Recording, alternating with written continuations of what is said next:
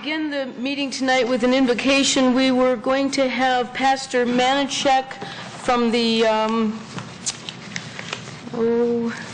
United Baptist Church, I believe.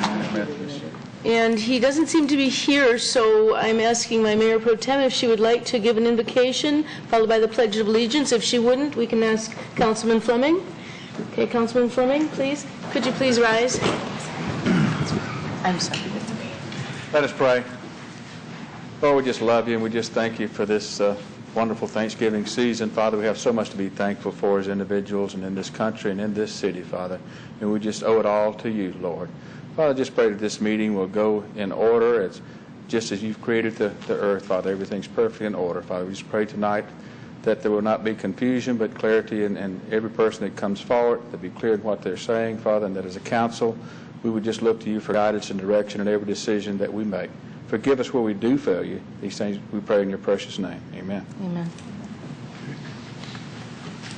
Pledge allegiance to the flag of the United States of America and to the republic for which it stands, one nation, under God, indivisible, with liberty and justice for all. Amen.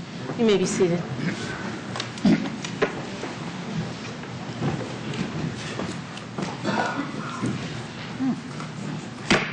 The November 28th meeting of the Troy City Council is now called to order. Roll call, Mrs. Bittner. Mayor Daniels. Here. Councilmember Campbell. Here. Councilmember Fleming. Here. Councilmember Henderson. Here. Mayor Pro Tem McGinnis. Here. Councilmember Slater. Here. Councilmember Teets. Here. Quorum present.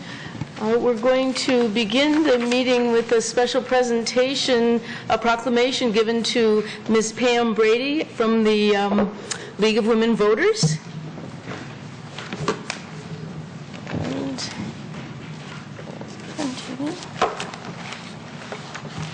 Where is the proclamation?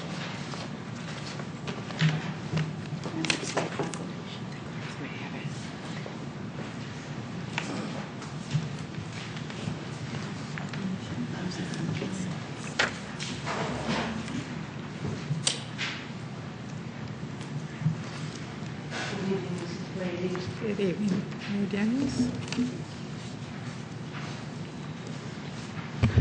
It's a proclamation by the City of Troy, America Recycles 2011. Whereas the world has changed a lot in the past century, from an individually packaged food servings to disposable diapers, more garbage is generated now than ever before. The average American discards 7.5 pounds of garbage every day. Our garbage, our solid waste stream, all go into landfills where it's compacted and buried. And whereas to focus the nation's attention on the importance of recycling, businesses, industries, government agencies, nonprofit organizations, and individuals have joined together to celebrate America Recycles 2011 and are encouraging their employees, staff, customers, membership, and all citizens to pledge to buy more recycled content products starting today. And whereas participating in America Recycles 2011 is one way our citizens can help raise awareness about the need to reduce waste by reusing, recycling, and buying recycled products. And whereas whereas the more we recycle, the less garbage winds up in our landfills and incineration plants. By reusing aluminum, paper, glass, plastics, and other materials, we can save production and energy costs and reduce by up to 75% the negative impacts that the extraction and processing of virgin materials has on our environment. Plastics made from precious and non-renewable petroleum and aluminum, which is mined from bauxite, are especially important to recycle. And whereas recycling helps protect our resources, our environment, and our quality of life. The entire loop, recycle, reuse, reduce, reuse, and recycle, is completed when we buy products made from recycled material. And whereas from July 2010 to June of 2011, the City of Troy recycled 4,051 tons of glass, paperboard, cardboard, newspaper, metal, tin, and plastic, and 9,784 tons of compost. And whereas state and community leaders need to spread the word about the excellent programs they have established, the growth of markets for recyclable materials, and the importance of buying recyclable products, now therefore be it resolved that the City of Troy City Council hereby proclaims America Recycles 2011 in Troy, Michigan, and urges all Troy residents to reduce, reuse, and recycle. Be it further resolved that America Recycles 2011 is celebrated year-round to encourage people to recycle and buy products made from recycled materials. The theme for America Recycles 2011 is It All Comes Back to You. Presented this 26th day of November 2011, the proclamation to Mrs. Pam Brady. Thank you very much.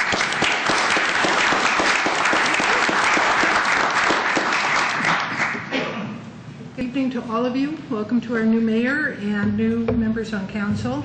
Good luck and best wishes for a productive 4 years on board. I am Pam Brady, and the hat that I'm wearing at this moment is that of Sakura. The other one. Oh, thank you. I'm not sure what that is. Okay, we'll leave that. I am Pam Brady, and the hat I'm wearing at this moment is that of the Sakura Master Recycler and volunteer member of the Recycling Committee. I am also a Sakura Advanced Master Composter with all that it implies. Members of both groups since their inception over 20 years ago. Please note that this proclamation does not have my name on it anywhere. I am accepting it in the name of all the residents and workers in Troy who recycle. And that is a goodly amount of people, since our numbers are up over 34% every year for the last 3 years. And that is especially good since there are less newspapers and magazines in the fiber stream. When you add to that the 6% that we get for cans and bottles that are returnable, that puts us up over 40%, and that's really a good number. It's not the best, but we're getting there. I invite everyone to visit the recycling website, www.socra.org, and click on the multitude of information pieces and short videos that are available to interest you. They are all very interesting and informative, and the site is easy to navigate. If you would like a citizen-to-citizen tour of the facility, please contact me. I'll be happy to take you around. Also for America Recycles Day, the Soccer Recycling Center, as well as Troy City Hall, is selling recycling bins for half price. That would be $6 for what's left of November, and I believe they plan on doing it again in the entire month of April for Earth Day. So it's a bargain. If you're like me, with the ever larger amount of items that Soccer recycles, I am using 2 bins weekly, and the volume of my garbage is down by over half. That's half going into the landfill from my house. That's especially good since we pay to have removed what is in the garbage can, and we get money back to the city for tonnage that we recycle. So it's a two-way good thing. If you need help from the city, you can call Emily Frontera, Troy's Recycling Coordinator, at 524-3399. And let me reiterate, every item going into the garbage can costs the city money. Every item that goes into the recycle bin, even cell phones, gives money back to the city. Economically, it is that simple. Trash costs us, recycling pays us. But environmentally, it is way more important. We should conserve as many natural resources as possible for ourselves and for our future generations, as you said in the proclamation. By the way, I'm a bit casually dressed tonight in this sweatshirt to remind us all that it is fall and that snow is going to follow that rain that's there tonight, maybe. And leaves are going to make up half of the yard waste that goes into making that beautiful humus that we call compost. The city gives compost back to its residents for free during the spring, summer, and fall. Go gardeners. But we can use some of the leaves on site as mulch or for making our own compost. So let's not waste a single good thing. Let's reduce, reuse, recycle everything we can. It's not only an alternative we can all live with, it is a present that we can give to our future. Thank you. Thank you.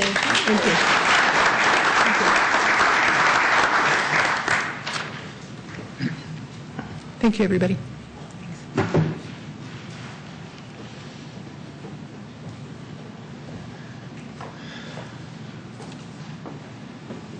Thank you very much, Mrs. Brady. There is another item that was not put on the agenda, but we've added to the agenda, and that is we're going to have Mrs. Robin Beltramini give us her report from the National League of Cities Congress that she visited in Phoenix, November 9th through the 13th. Welcome, Mrs. Beltramini. Thank you, Mayor. Mayor and members of council, first, to the four of you just elected, Mayor Daniels, Councilman Campbell, Teets, and Henderson, as I said in my personal notes to each of you 2 weeks ago, congratulations and good luck. I wish you well. Congratulations on your Mayor Pro Temship. And Mayor Pro Tem McGinnis, Councilman Fleming, Councilman Slater, I am grateful for your continued service. Thank you. Now, for the past 10 years, it has been my practice to give a report on any city-sponsored conference trip. Typically, those were written reports. Sometimes they were reflected in my council remarks from the table, other times in interviews with staff. Since some people created a cloud over this last trip, I felt it was important to give a very public report on that trip. It was council approved and council supported. So this is a report briefly of my activities. I have a lengthy report to give to each of you. The educational portion of the conference was divided into 4 tracks: economic development, green cities, infrastructure, and your city's families. In economic development, we learned that immigrants and knowledge workers are keys to success. 41% of all Fortune 500 businesses were founded by immigrants. Immigrants are 30% more likely to start their own business than are native-born Americans. Knowledge workers will locate for place and lifestyle. They will then form partnerships with other entrepreneurs to grow a business. We learned firsthand how Ventura, California created a culture and assistance program to attract web-based technology startups. We viewed excerpts from the PBS documentary Fixing the Future, which captured innovative approaches of people using and to build jobs and sustainable ways of living. This set of simple vignettes told the stories of people young and old, trying to build a community of economic prosperity, common good, and sustainability in places from Maine to Washington State, from Ohio to Texas. We learned that the best economic development tool is to attract smart people. Still, skill and college degrees do equal wealth. Knowledge, smart people working together synergistically, is more important than space in the 21st century business world. Infrastructure is important. For knowledge workers and immigrants, this means an array of public transportation options. For families, it means transit and good roads and good sewers. For all, it means access to technology to compete. When speaking of green initiatives and infrastructure, we learned that sustainability depends on the integration of transportation options. Green sessions also included building code initiatives. Unfortunately, the state of Michigan dictates what we can require in building codes. However, cities can, and some do, express a desire to have more sustainable technologies used in projects around town, and Troy has a history of that. When you look at the Bank of America building, Standard Federal was a pioneer early in this technology. the Kresge Foundation, creating a historic farm redesigned with engineering and environmental standards of the 21st century. And then there's the Walsh College Berry Edition. We know how to do this. Then, too, there's the whole green subdivision up on Crooks Road. However, we also learned in Phoenix that constructing with green technologies adds 10 to 25% to the cost of a project, and even more in some complex projects. But it can be offset by the savings in operational costs. I moderated the session on social media. The session was originally designed to show cities how to use social media tools to reach their stakeholders and potential stakeholders. Facebook, Twitter, and the like are 21st century media. Our citizens, our businesses, our residents are using them. Cities need to as well. The session reviewed several techniques, talked about the pros and cons of each, how they could be used, weighed the options, and then it made the point.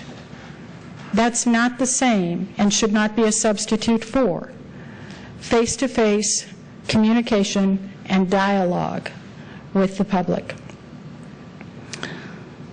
The mechanics of the workshop were followed by a legal analysis and some recommendations. I gave Mrs. Bloom the entire book. Generally, though, for our information as public, the attorney recommended that the same rules apply to electronic communication as traditional. First Amendment, open meetings, FOIA, public records, etc. There is an interesting court case pending. Mayor was unhappy with a contract that the city had signed and the guy had billed for. Put out a tweet that he was unhappy. 2 of the 4 council members weighed in that they too were unhappy. Subsequently, a resolution was passed by the city council saying we aren't going to pay the contract. The contractor is now suing for full value of the contract, damages, penalties due to lost income and business, attorney and court fees.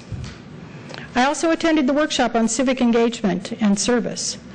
Some of the salient points made were that change in decision-making practice is difficult for staff, for leadership, and for the citizens. Concerted effort and inclusive training must become a community culture if these sorts of tools are to be used effectively. And generational differences must be taken into account. Most importantly, for any community to move forward, everyone must have a positive story to tell. And there were several specific ideas shared in there in the report.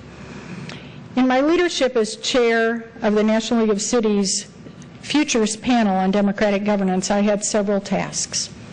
First, I was part of a panel for an academic seminar in the Participatory Governance Initiative at Arizona State University's School of Public Affairs. My purpose there was to share the history of the Democratic Participatory Governance Initiative, what groups such as the National League of Cities were doing and have done to address it and facilitate change within communities, and to add to the discussion by telling Troy's experience with the process. I also was the point person on NLC's resolution calling for civility from all who participate or aspire to lead at any level of government. This was a follow-up to the American Bar Association's civility resolution passed at their 2011 conference. Since the panel on democratic governance had been the face of civility for NLC, and those of you who served in the past know in January we had a publication called Beyond Civility, moving from public engagement to problem solving. So the ABA naturally asked me to be the face of this resolution for the board, and therefore I did present the option to the board of directors and was unanimously supported in that. NLC member communities will be asked to promote and to be good examples of historical models of respectful dialogue and deliberation, communication, complete civil discourse, and informed decision-making. At the panel meeting, we unveiled the latest tool for public engagement, Planning for a Stronger Local Democracy, a field guide for local officials. This two-part guide is downloadable from the NLC website. The first part is an extensive assessment tool. The second part gives information and recommendations for how to build that civic infrastructure that makes for the culture of inclusive decision-making. Again, these tools all lay out opportunities for extensive partnerships. You know, a decade ago, people expected government to provide everything.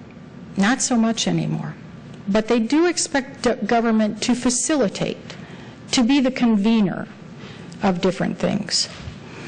And this tool gives the best practices for doing that. There were also 4 partnership presentations, one from Southwest Airlines, telling communities how they can involve Southwest Airlines employees and reap free tickets for community groups. There was the planning and development tool from Cary, North Carolina, that has created a single-stop answer over the internet and their website. There was an outline of the academic partnership with Arizona State for research on democratic practices. And then the City of Phoenix shared their Citizen Forester program. As a point of information, there are always just strictly educational seminars, and the financial oversight seminar this time had a significant change from previous years, and it's a proverbial. But after the report from NLC's Center for Research and Innovation, many of the various tactics being used by our nation's cities to balance their budget and to maintain services were emphasized in this year's workshop. But it's important to realize that times have changed and traditional rules may have changed. For instance, greater undesignated fund balance is recommended. 6 months, plus whatever has been the annual drain during this economic downturn. Closer attention to recurring and non-recurring revenue, with specific recommendations to spend unanticipated revenue gains to build reserves, pay down debt, improve infrastructure or facilities, not to start a new program or expand an existing one. Close the current fund structural imbalance. And we know in Troy we've had this for several years. It means that money is taken from undesignated reserves virtually every year to balance the budget. Another thing to be done is to identify the true cost of employee salary and benefit packages, including post-employment benefits. We've done this and managed those through our restructuring and our contract and retirement packages over the last 14 years. That was a nice story to tell. Prepare long-term operating plans. I was glad to have Troy's story to tell about the 3-year budget and the 5-year forecast, because it is the model. And we have put that early warning system in place. Details of all of this are in the reports that I will distribute. In closing, I want to thank previous councils and the people of Troy for giving me the opportunity to represent them. I've been proud to tell Troy's story, and I've told it from Monroe to Calumet in Michigan, from Portland, Oregon to Portland, Maine. I've told it from San Diego to Washington, D.C., and from my first NLC conference in Atlanta to this one in Phoenix. I have met with state and federal legislators. I have sat down with both Michigan governors while I have been sitting in one of those chairs. I've talked directly to Secretary of Transportation LaHood when he came to the Finance and Administration Intergovernmental Relations Committee, and I was chair. And he talked about the need for multimodal transportation and the intergovernmental partnership of transportation funding. And it was at that point that I said to the Secretary, partnership may not be as wise as you think it is, or as balanced as you think it is, because states are keeping more of the money than is wise, because at the end of the day, it is local communities. It is the places we create, the services we provide. It is the condition of our roads and our bridges and our buses that actually matter to people trying to get to work. Therefore, more money is needed to go directly to communities. And this administration has implemented that in some of their grant programs. I have been able to tell our story and to spar with leaders in the state and the nation, including, last month, the President of the United States. It has been my privilege to try and make a difference on your behalf. Thank you. Thank you, Mrs. Questions?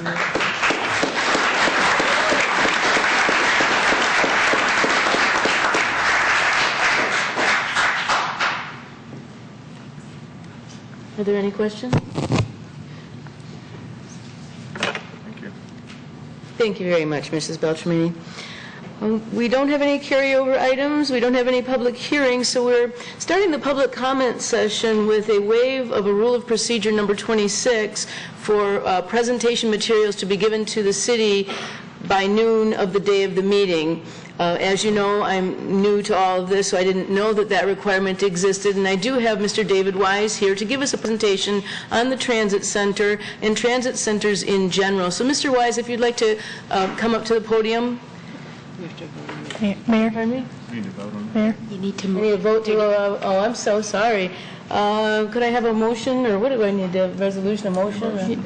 Motion to waive rules of procedure number 26? I'll move to waive rules of procedure number 26. Second? Second. Okay, a vote, please. Mrs. Bittner? Discussion. Discussion? I'm sorry. Discussion? Mayor Daniels, Yes? Councilmember Campbell, No. Councilmember Fleming, Yes. Councilmember Henderson, Yes. Mayor Pro Tem McGinnis, No. Councilmember Slater, No. Councilmember Teets. No. Motion fails. Motion fails. Okay, so then I guess we move right to public comments, and I'll ask, I guess we have to go in the order, and that's what we'll do. My apologies, Mr. Wise. Ron Wilson signed up first. Good evening, Mayor and Council. Wanted to speak about the Transit Center for just a moment. I am having a problem seeing the business case for this Transit Center. I'll start by saying that I've lived in Troy for approximately 30 years. I own a company in Troy that employs over 1,000 people, and so I speak from a point of reference that how this may be used or not used, and how may it be a burden or not a burden to the community of Troy and its taxpayers. I went online this evening and looked at the schedule of the train between Birmingham and Detroit, and there's 3 trains at approximately 6 a.m., 11 a.m., and 6 p.m. What's interesting is the time variance between each of these trains is between 4.5 and 12.5 hours of going to Detroit. Coming back from Detroit, there's 3 trains at 12:30 in the morning, 2 o'clock in the afternoon, and about 7 p.m. Again, there's between 4.5 to 13.5 hours between trains. What doesn't make any sense is to depend on a train schedule, whereas if you miss a train, you're waiting at least 4.5 hours for the next train. The Detroit station is at the corner of Woodward and Grand Boulevard. Not exactly the best area in the city of Detroit.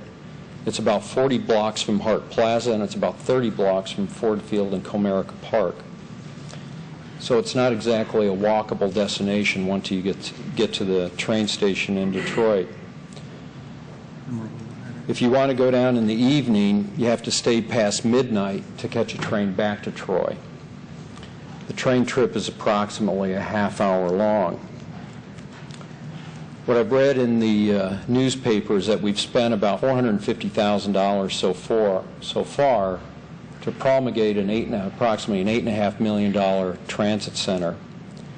Now, I've built a couple $100 million worth of hotels around the country and operate them, so I know a little bit about construction. I know a little bit about how to operate buildings. I understand that there's a bridge that has to be renovated and a few other things, but if we're building 2,400 square feet for about $3,700 a square foot or $76,000 per parking space, doesn't exactly bring about economies of scale or make sense to do this. The other thing I worry about is the operating costs on this, whether it's leased out or whether there's concessionaires or whatnot. The building belongs to the City of Troy. It has to be kept up. Utilities have to be paid. Changes of use can occur. What about capital expenses? What happens if the ADA law, Americans with Disability Act, changes and then Troy is on the hook to put in some new technology that heretofore we don't know about? We'll be on the hook for that. There's issues of liabilities. Things happen at train stations late at night or early in the morning. Potentially liable for that. The state of Florida refused over $2 billion in high-speed rail subsidies from the federal government. $2 billion because they said they couldn't afford the free money. I think there's a case to be made that the City of Troy cannot afford the $8.5 million of free money. That's never free in this case. I mean, we have difficulties even keeping our library open, and we had to pass a special millage to do that. And yet we're spending a lot of money on something that has 3 trains a day going and 3 trains a day coming back. It's not exactly a viable schedule. So I don't really see the business case for this, and I would hope the council would take under advisement my comments that until a proper business case can be made for this and vetted through the public, I just don't see a reason to do this. Thank you for your time. Thank you, Mr. Wilson. Next is Bruce Bloomingdale. Good evening, Mr. Bloomingdale. Good evening.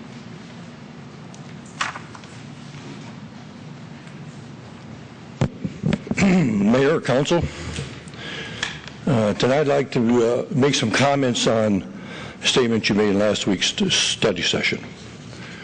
Now, these comments are not intended to be are intended to be constructive and not critical.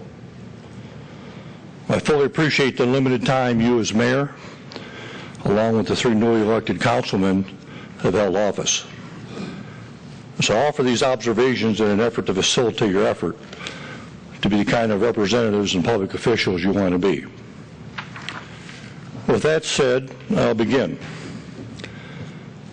There were a couple comments on the 5-minute speaking time for public speakers. Councilman Teets and Councilman Fleming both said that should be kept at 5 minutes. I agree with that. I agree with that, assuming the speaker would not be cut off in mid-sentence and allowed to complete his thought within 1 or 2 sentences. Councilwoman McGinnis did a fantastic job of referencing something that should have been a part of the dialogue far more than it was, which was the master plan. It's a collective thought of a lot of people who have worked in this city long and hard to create a vision. And along with that, I would suggest that each of you review the city charter, Project 2020, the vision statements as printed in each of our agenda programs. Just looking at vision statement, I see about 4 items I think that would probably pertain to the transit center. Practice good stewardship of infrastructure, possibly. Encourage development toward a walkable, livable community. Implement the connectedness of community outlined in the Master Plan 2008. Consistently enhance the relationship between existing businesses and growing economic sectors.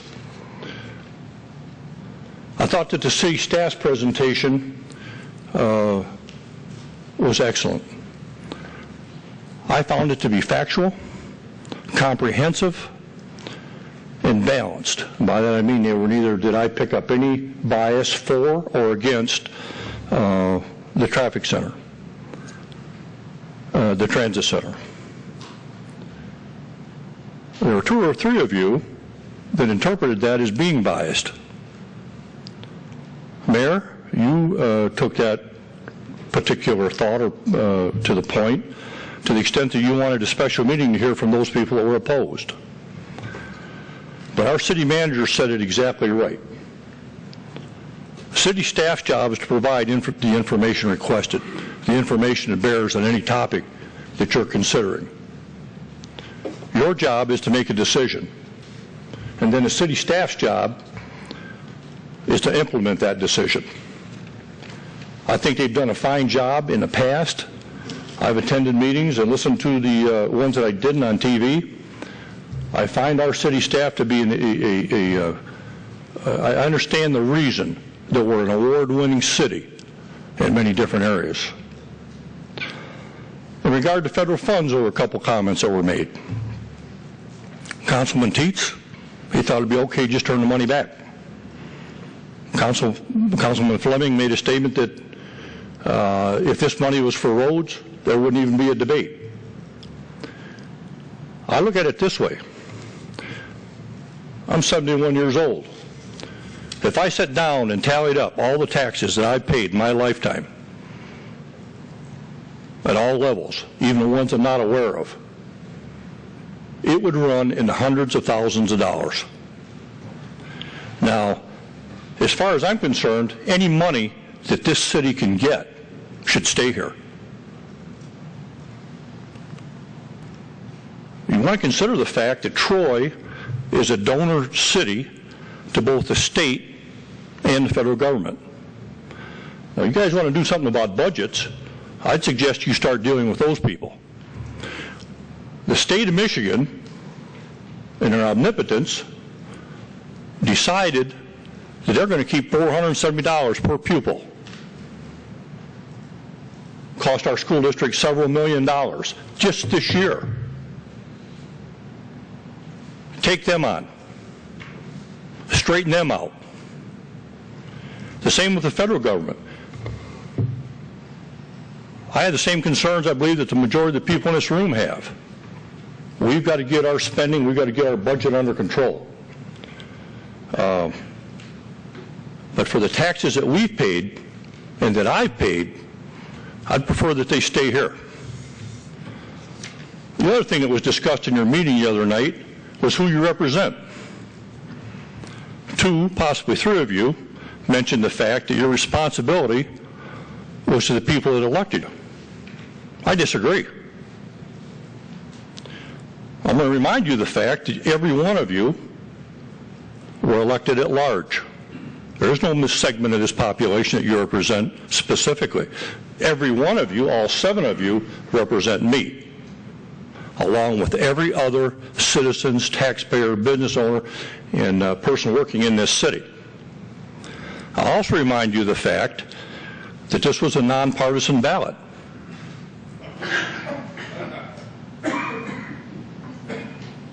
My conclusion is you're responsible for the welfare of every resident, every business owner, and every person who works in this city.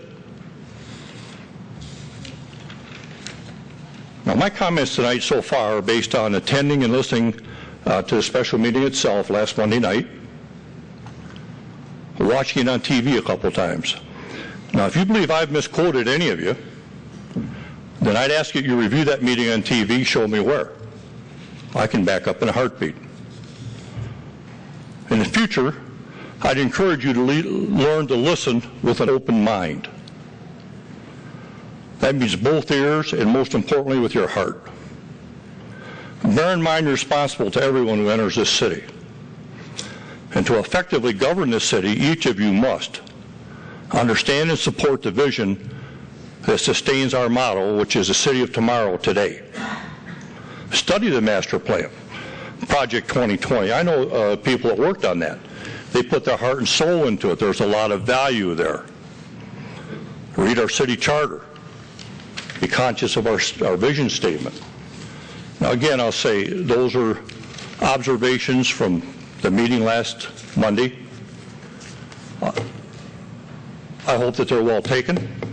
I don't mean to offend anybody, but I'm as serious as a heart attack about every word I said. Thank you and good evening. Thank you, Mr. Bloomingdale. Dr. Robert Arking is next. Good evening. Madam Mayor, City Council members. To begin, I would like to offer my sincere congratulations to the Mayor and to Councilman Campbell, Dietz, and Henderson for your electoral victories. May your terms of office turn out to be successful. Could you bring the microphone down a little bit? Certainly. Is that better? Yes, please. I want to talk to you tonight regarding certain of the values that are important to the future governance of Troy. And the first value I want to discuss is that of low taxes. My wife and I moved to Troy from California in 1975. We are long-term residents here. We chose Troy then in part because of the schools, in part because of the parks and other amenities, in part because of the architecture of the house we bought at that time, and in part because of Troy's relatively low taxes, a fact which was particularly impressive to two Californians coming from a high-tax state.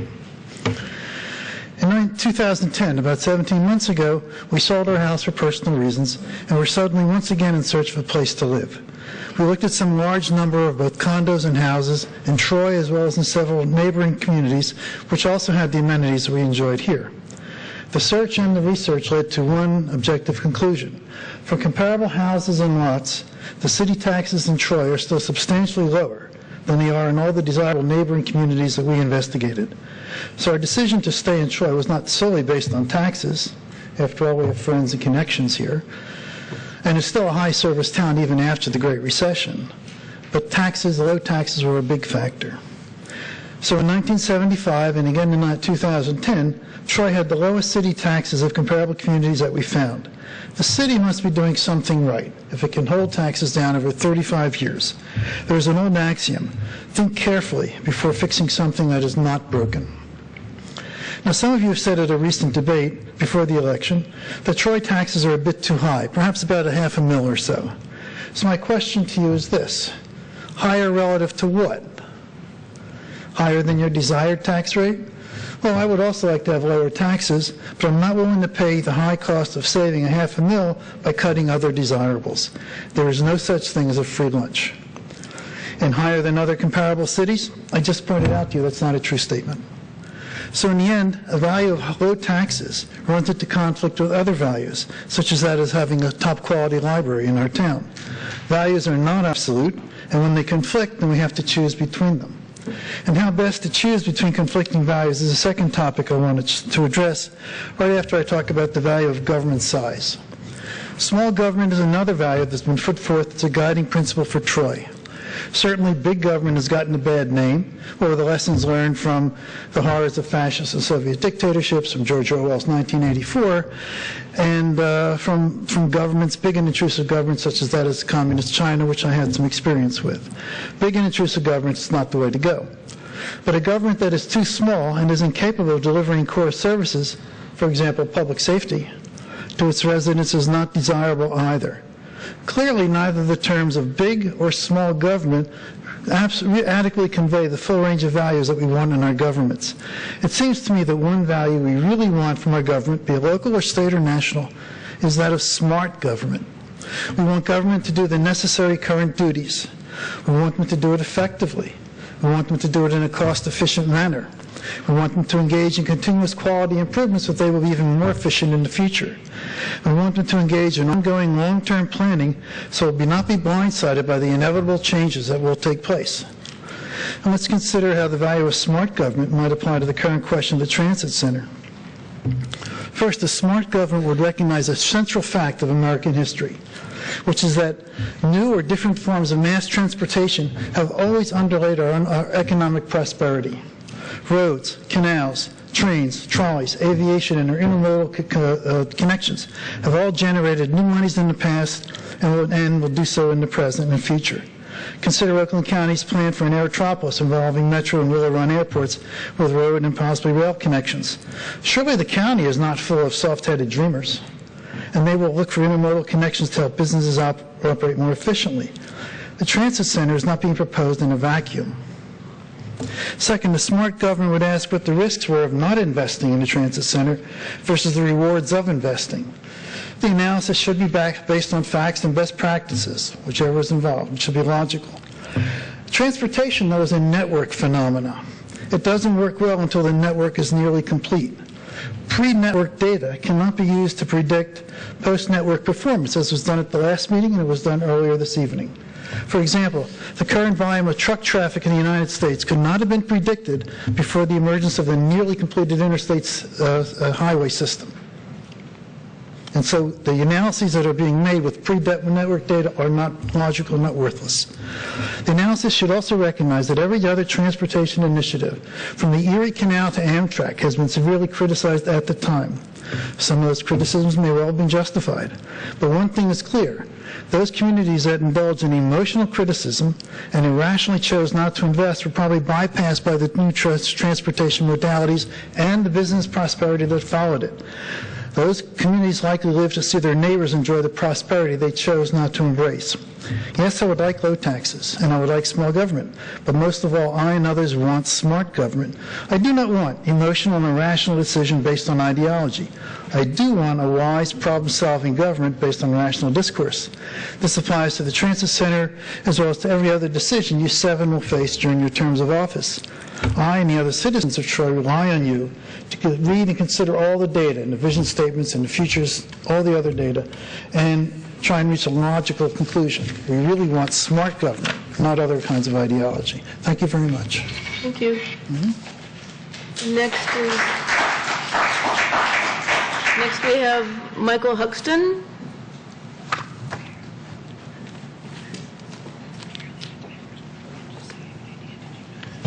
Mayor, Council, my name is Michael Hudson, and I would like to offer a different perspective than we've really discussed in length regarding the Troy Transit Center. I want to look at the big picture. I don't want to focus on rejecting an $8.5 million grant from the United States Department of Transportation. Troy's public policy is expressed and embraced by its master plan. Our master plan is the vision and a roadmap to the future for the development of Troy and the surrounding communities. In 2008, we adopted a master plan, a revised plan from the one which was originally adopted by the city 40 years ago. And in that 40 years, time has changed a lot of modalities. It's changed our economics, it's changed the way we live, and the way we move ourselves from car to train to plane and for a few to the moon. Over 2.5 years were put into crafting our master plan, which was adopted. We had input from city staff, our consultants, our planning commission, and we had numerous public hearings of the citizens of Troy before it was embraced by this Troy City Council and adopted. It's our vision of the future and our roadmap. And if you take a look at the Troy Master Plan, it's not merely a map, as many people believe, but this document's 168 pages long. It's got big print, has a few pictures in it, and it shows us the way we're going. And I'd like to read a few excerpts from the master plan, because I think it's important to understand what this plan does. First page, the introductory paragraph.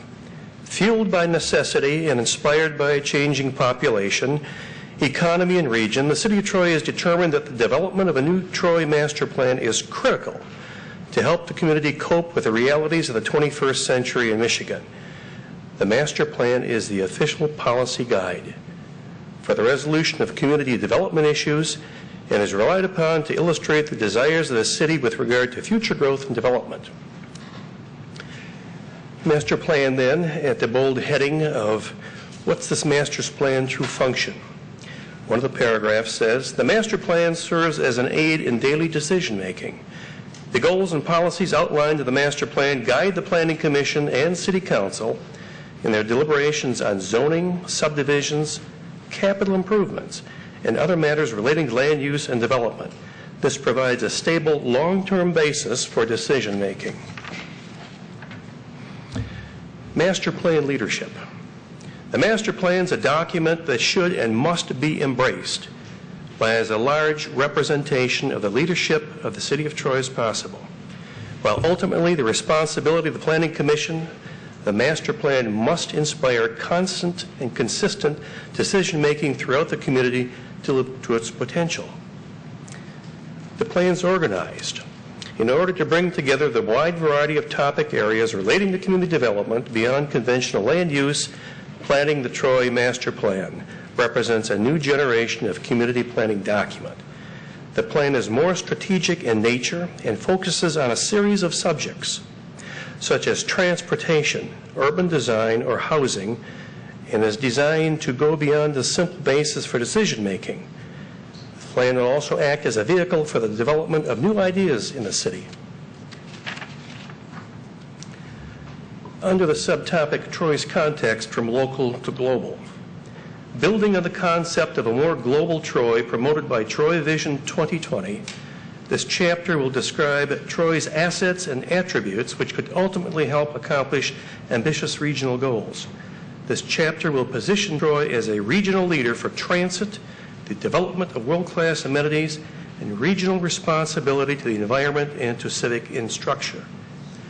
I'm sorry, Mr. Huxton, I apologize. It seems as though our city time clock is broken, so I've been kind of asked to watch the 5-minute mark, and it's been reached. If you could wrap it up, please.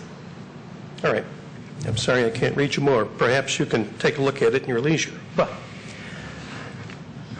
we've received a grant from Department of Transportation for $108 million, which is part of the United States government's plan for mass transit and a high-speed rail concept.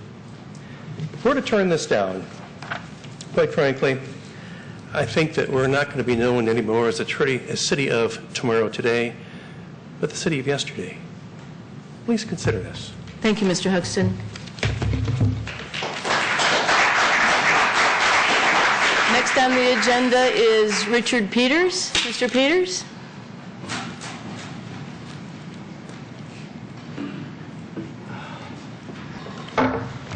Evening, Council, new members, folks in Troy.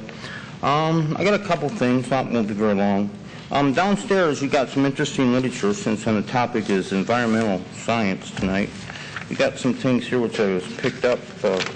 One is about grease, only oil fields into containers, mixed liquids, vegetable oils, absorbent materials like cat litter and coffee grounds. Keep 4.5 hour put it in freezer and stuff like that. Also, don't pour nail polish down your drains, or maybe the I'm sure there's common sense stuff like pills or waste pills or what have you down the drain and stuff like that. So if you do, I hope, medicines and whatnot. About this transit center. Now I'm just going to take a common sense approach here. I don't know all the facts and the figures about it, but let's look at what we have in Detroit. When you look down, go down the freeway, what do you see at rush hour, okay? You see zillions of cars going 10 miles an hour. Now, wouldn't it make more sense to get on a train and go there about 30, 40 miles, quicker? Second of all, the thing about the, what am I forgetting? The center itself, the trains, the auto companies, a lot of this stuff in my mind is coming straight from the big three. Now, how long ago did the big three go under, okay, and are thereby there? Now, they were the ones who put the, at least alleged by some folks, to put the initial trolleys out of business. And if you don't think these things work, then ask Tokyo or ask Europe or these other countries that are progressive if they want to send them back, or that other cities around the country, like I think Seattle or some of these other countries, other cities want to put them back. So I think people should take that into account, where the poison, if you will, is coming from. So we understand that. And also, one thing about the thing here, rainwater barrels, too, another thing, too. But those are basically the comments I want to say. And also, we should try to, I do think that, I hope the library, you know, that we don't bash it too much, get into a political dialogue about it, and that we have a common sense approach about it.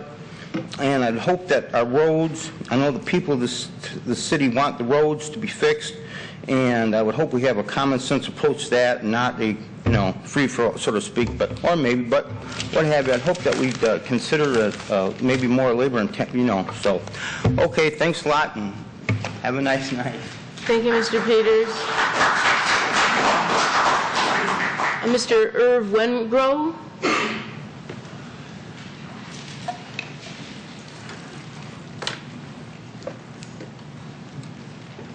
Good evening. Good evening, Mayor.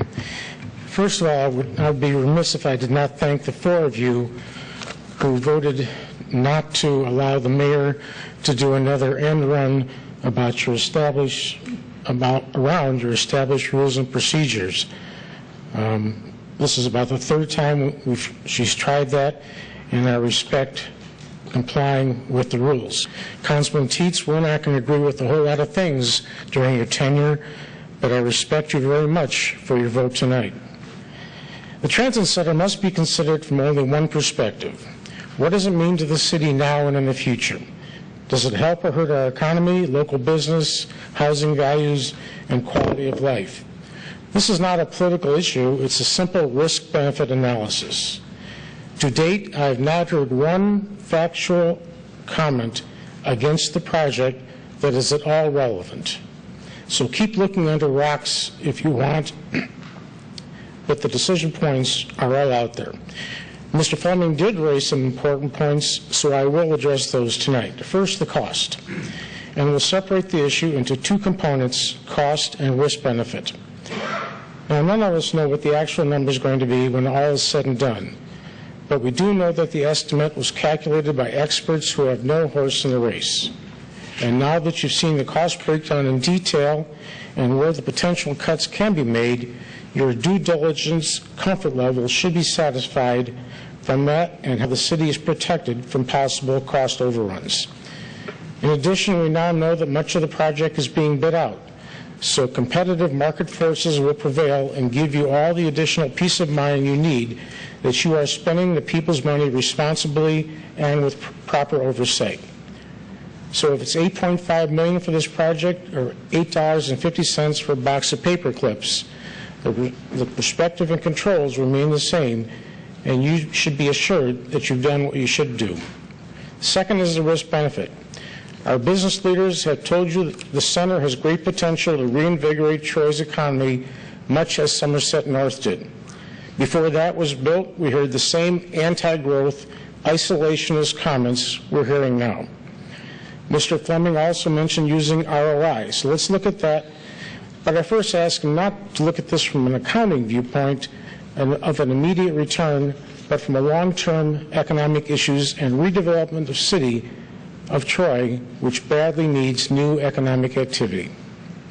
Also, it's not logical to try to calculate or use the cost of the center on a per-user basis. It's a non sequitur. This is an investment in infrastructure, just like utilities do when they invest huge amounts for peak usage far down the road. So if you're looking for a bang for the buck argument, you'll need to go way past a reimbursement mentality of train fares and concession fees or anything to do with a cost per user basis. The return on investment here is measured first what it means to keeping Southeast Michigan competitive with other areas that can offer these mass transit options.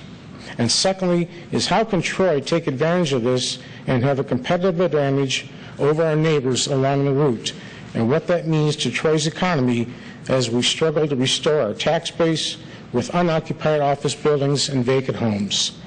My point being, we know that this rail system will happen, as will the light rail connection, and we now know that the high-speed rail system has been approved.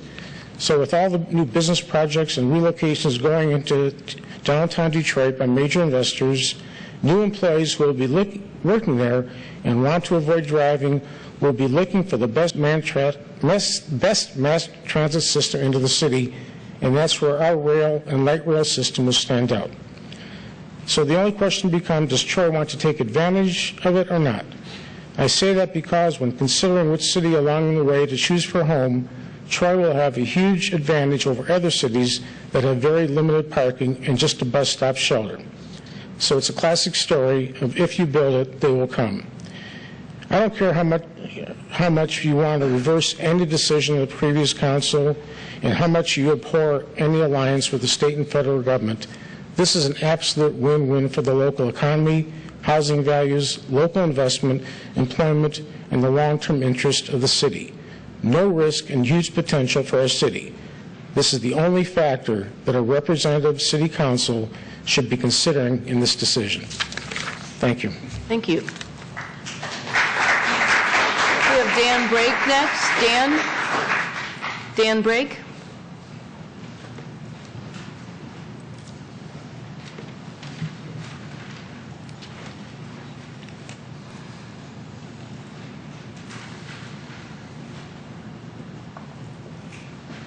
Good evening, Mr. Brake. Good evening, Mayor and Council.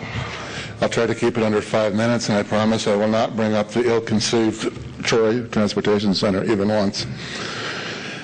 In your agenda package this evening, you have a memo from the city manager under N6 called Total Wages and Employees for the City of Troy. The manager chose to share with you information on wages for city employees and the headcount for city employees for the last 6 years. I think his point was to point out to you that both of those numbers have declined.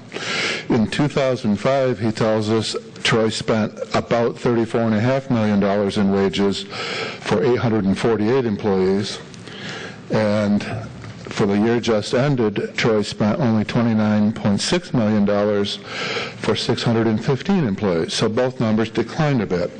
He stopped his analysis there. I went a step further. The average per employee for Troy was $40,873 in 2005 when this data begins, and for the year just ended, $48,130 for an increase of 18% in the average. Now, having worked with this kind of data for decades with major corporations, I can tell you that individual employees within those counts saw more than an 18% increase. You know, people are moving up the pay scales and getting promotions throughout that time. So the average goes up 18%. Over the last 10 years, it's been widely reported that Michigan families have seen a decrease of 20% in their income. I think that point bears dwelling on.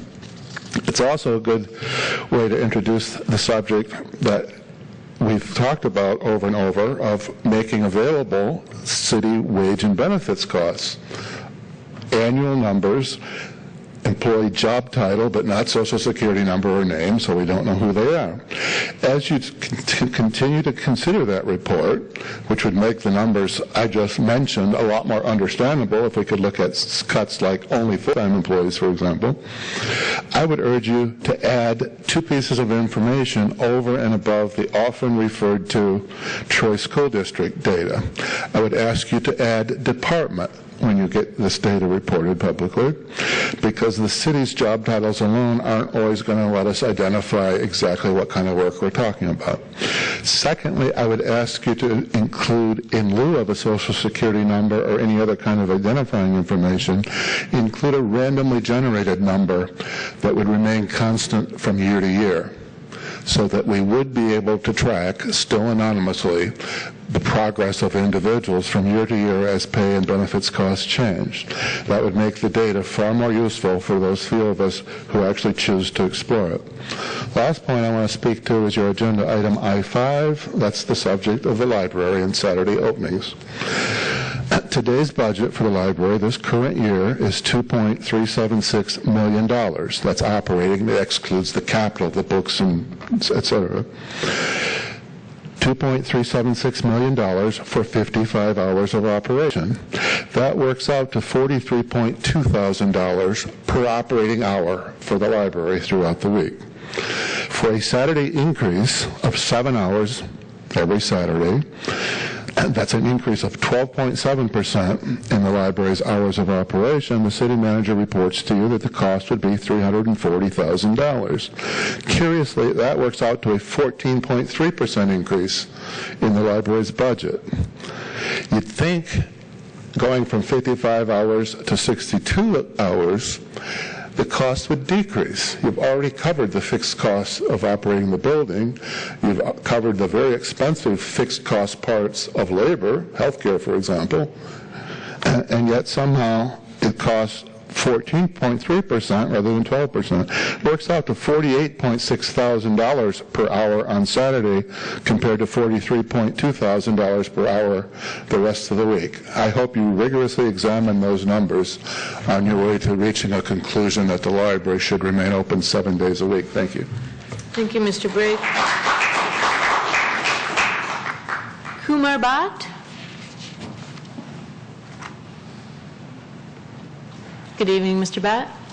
Good evening, Mayor. Respected Mayor, members of the City Council, and fellow citizens, for quite some time we've been discussing the pros and cons of having a transit center in our city. Much of the comments in the past have revolved around the cost to the taxpayers. Very few, and quite a few today, have provided an insight into the economic benefits to our citizens. Today I would like to address two potential benefits. One, the benefits to the families of college-going and high school students, and two, incubating startup companies. First, let me start with the college costs and debts. College debt is the fastest growing consumer debt in Michigan. On average, 50% of the college seniors owe about $25,000 when they graduate from college. With the advent of globalization, the multinationals are increasingly shifting their workforce to lower-cost countries. The new college graduates today face the double whammy in competing with lower-cost college-educated labor in foreign countries, as well as paying off a crippling debt load. Currently, it takes roughly about 6 years and costs about $125,000 to get an undergraduate degree. Note that the cost of college education has been outpacing the inflation rate. Roughly about 40% of the $125,000 I mentioned, are equivalent to $50,000 of the college costs are incurred in living expenses such as boarding and lodging. Every year, Troy schools graduate about 800 students, of whom roughly about 150 students attend the University of Michigan in Ann Arbor and 50 attend Wayne State. These are rough numbers. Over the 5 years of attending college, roughly about 1,000 Troy-based students live in dormitories. If the college-going students have the means to live at home and commute, it'll save them a big chunk of college expense. With the advent of the transit center, if we assume that an additional 25% of these students will have the option to live at home and commute, and that they take 5 years instead of, say, 6 years to get their college degree, the students and their families in Troy stand to gain roughly about $2.5 million annually. In addition, the transit center will also enable our high school students, personally high school students, to enroll at the local universities such as Wayne State University and gain a few college credits, thus lowering their financial burden in college.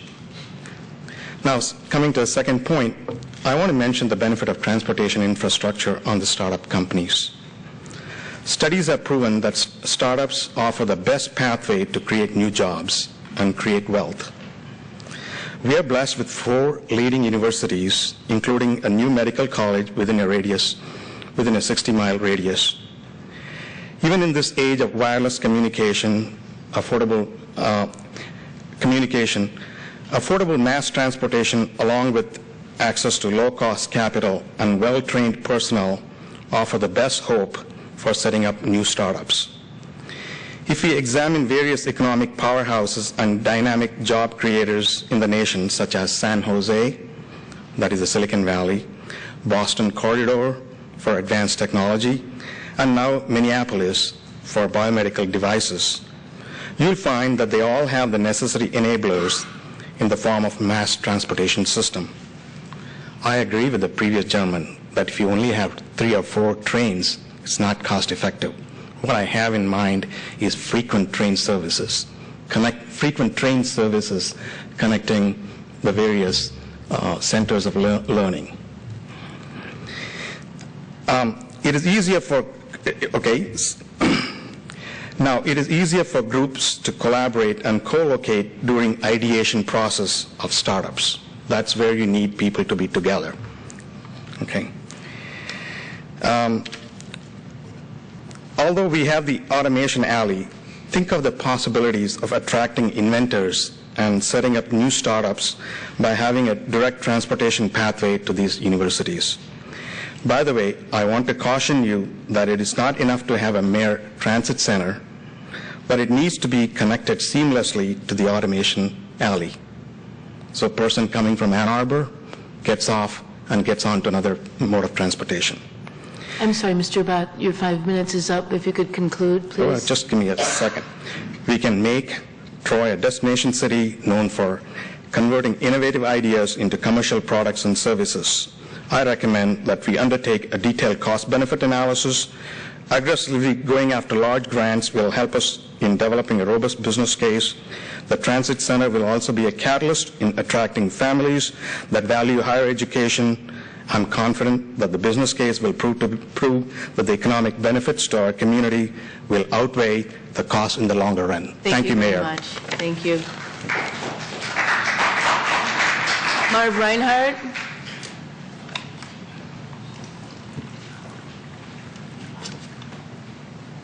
Be gentle on us, Mr. Reinhardt, please. Yeah, I know I raise my voice a little bit sometimes. I'm just a little bit excited. I like to say that maybe this council would be the council to put us towards the future. The last council was putting us backwards into the dump because of the fact $60 for a library, that's like a panhandler. That's, every time I hear that, that's like a panhandler thing. And here's something about the Troy Library. See this book? There's 2 books. Troy Etheridge wrote this. You might know the guy Troy Etheridge over in Herbmore. That was his son. I'm in here as a pure character. You want to know me? This book and the other book, but the library up there won't carry that book. So that's one of the reasons why I don't think that library even picks books that are written by Troy citizens. He was a Troy author, and he made the weekly reader list with that. Second, I'd like to congratulate the Troy schools. They're going to bring lacrosse into this city. You know, instead of worrying about teaching our kids how to make A's, they're bringing in lacrosse because they got so much money. And these are the continuing education department. These are the unfringed kids. So they're going to introduce lacrosse to these people because they got lots of money. And 2, like I said when I was up here last time, the trust page was talking about a recall over 1 word. So when you guys make a mistake up there, they're recording this. Every time you don't think you're doing something, they're recording it. You know, like that, like this contract here about cutting grass. It's only a $40,000 increase, but that should be a brand new bid. If we change the parameters of the bid, it should be a new bid, not snuck in like a squirrel underneath the rack, because you guys are going to get accountable when you guys vote yes on an unbid contract. That's like the fire hoses nozzles that Troy developed, and we had to pay for them, unbid contract. We voted in library money. You guys vote in non-bid contracts on a continual basis. And every time you hear the word trust in this city, that's a very partisan group.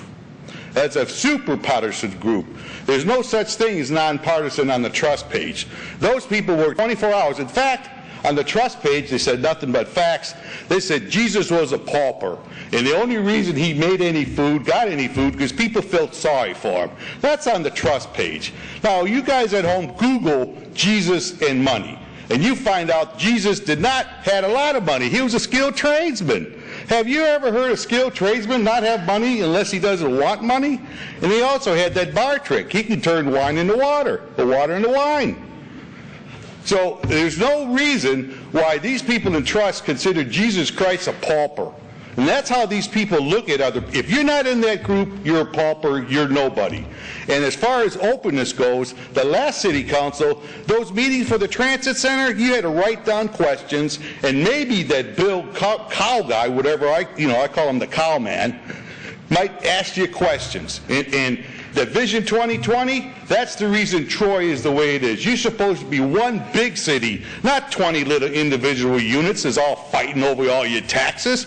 This city makes me sick, like I said last time. And I work 24 hours a day, and I've been on U.S. Senator committees in Washington, D.C., and in Michigan as research people. And if you don't think if I say something to somebody about my research, it comes down to this city, look, even on that Troy Patch thing, which I call the Democratic talking point, the Troy is now a Troy Regional Chamber. It's not the Troy Chamber anymore, it's the Troy Regional Chamber, because that organization has the most crooks working inside that, memberships in that group, that any other parts of the city there is. And I'll have your day, and I hope I kept my voice low. Thank you, sir. Next is John Tagle. Mr. Tagle?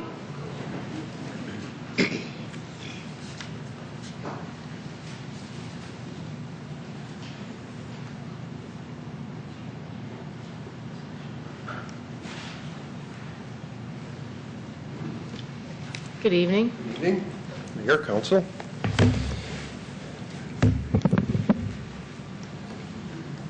Tonight I'm here as a citizen, as a business owner, and also a member of the Planning Commission.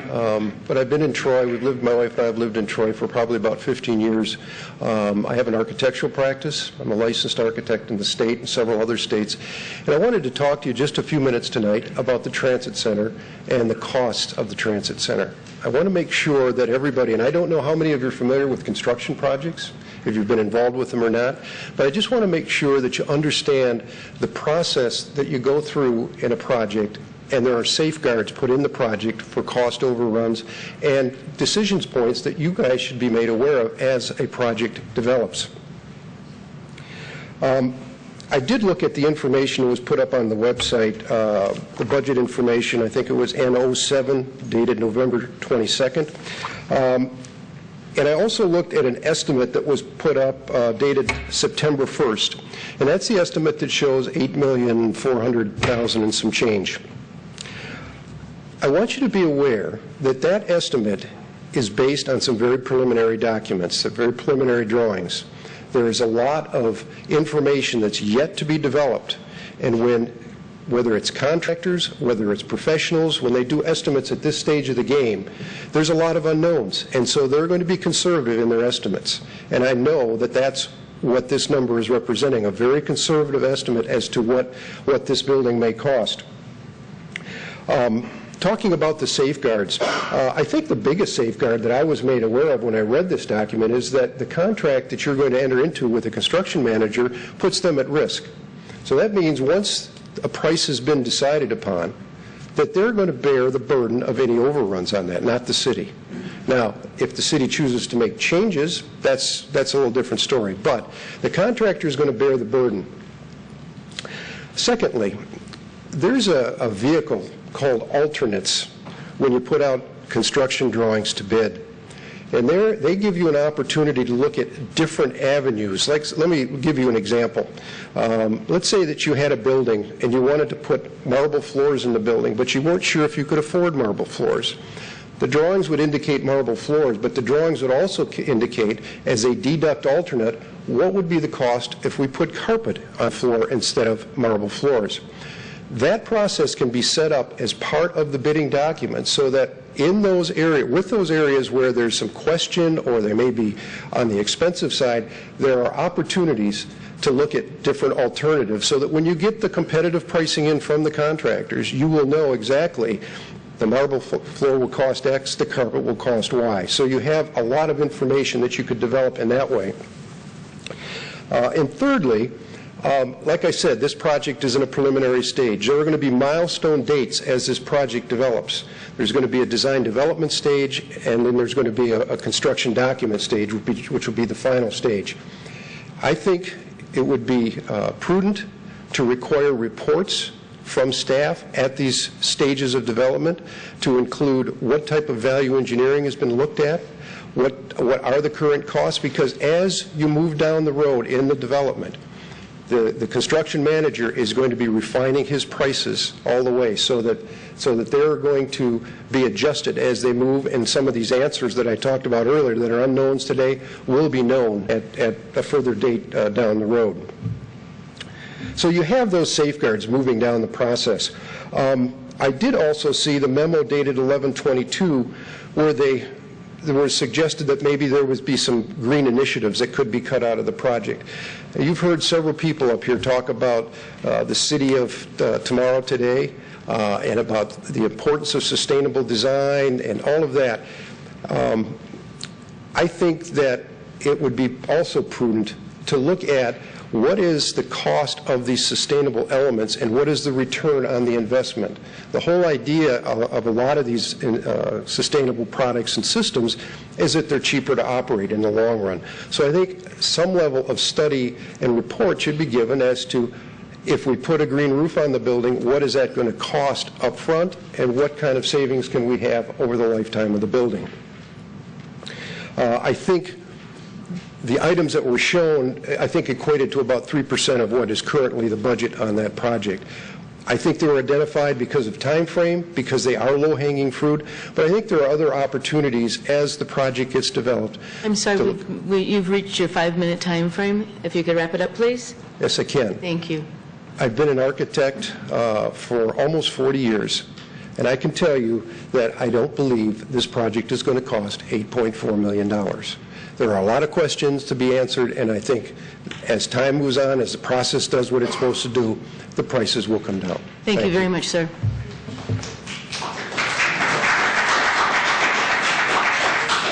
Next is Michelle Hodges. Good evening, Mrs. Hodges. Good evening, Mayor and members of Council. Thank you for the opportunity to come before you.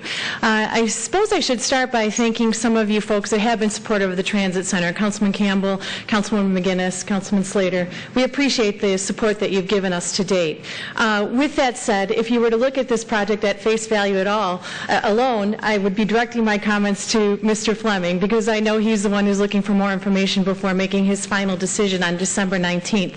But I'm going to take a little bit of a maverick approach to that and actually speak directly with you, Ms. Daniels, you, Mr. Teets, and you, Mr. Henderson, because I want to make sure that you understand your Chamber of Commerce teammates, despite the fact that you've taken a strident position on this matter. What we aren't is a pro-government, pro-tax organization that's unaware of the need for fiscal responsibility or the need for significant reform. We're not necessarily supporters of incentives and the like. Yes, we did support the library because we think it's an important asset, and we did so with conditions, hoping that we could buy some time to find a sustainable model. We are fully and entirely aware that there needs to be reform in these areas, whether it's the library or government in general. With that said, that's not because of mismanagement. It's because it's time to reinvent those models. Which brings us to the question that has us all here tonight, or many of us here tonight, and that's the transit center. No matter where you go, transit is controversial, and Troy is obviously no different. But let's peel it away for what it is. It is a critical asset that we need to compete, to remain that community of choice, to fill vacant buildings, to service our youth and our elderly, to be a walkable community, to enhance property values and be vital. And we must keep in mind that, especially with the announcement this week of $140 million awarded to the region, that we are closer to regional transit than we ever have been before. And this investment makes us relevant in that. And that is key. It is the port of the past, meaning ports are what lead to commerce, and that's what this transit center can do, and build magnificent cities around them. The funding models of today require public investment. Can we do it better? Maybe, but certainly not before major reform must take place at other levels. And we aren't empowered to cause that major reform. And on top of it, it needs to embrace the whole discussion about incentives and transit, et cetera. And that has to happen on another stage and Troy can't be compromised in the process. We also have a ticking clock. And I want you to imagine ourselves 22 months from now. 22 months from now, we can be a dynamic community, ripe with opportunity, full of energy. As you know, the Chamber just came back from Shanghai and the maglev train and the Beijing airport and the investment that they've made in infrastructure and the atmosphere that that has created. We would be connected to the global marketplace. We would be on a path to intermodal connectivity. We'd be a strong symbol of how we are investing in our future and setting the stage for a decades-long growth process. And maybe, just maybe, my 7 and 10-year-olds and the young people that you love will stay here in Troy. Your chamber has spent years doing the due diligence on this project, and if we were wrong, we wanted to know. And we went to Washington, we went to Lansing, SEMCOG, Detroit Regional Mass Transit. We are part of that plan. MDOT, legislators at all levels, the University of Michigan, the Urban Land Institute, stakeholders, Charette's, the Brookings Institute, the Michigan Municipal League that says 21st century communities have transit opportunities. We've been before you many times. Always the arrow pointed to, do it if you want Troy to be great. Is there a risk? Of course there's a risk. There's a risk to anything we do. I'm going to take a risk when I walk outside the door tonight. But I'll point to Kellogg's during the Great Depression. They decided to invest in marketing. And that's why today, 65 years later, we still know what Snap, Crackle, Pop is. This is our investment in that future.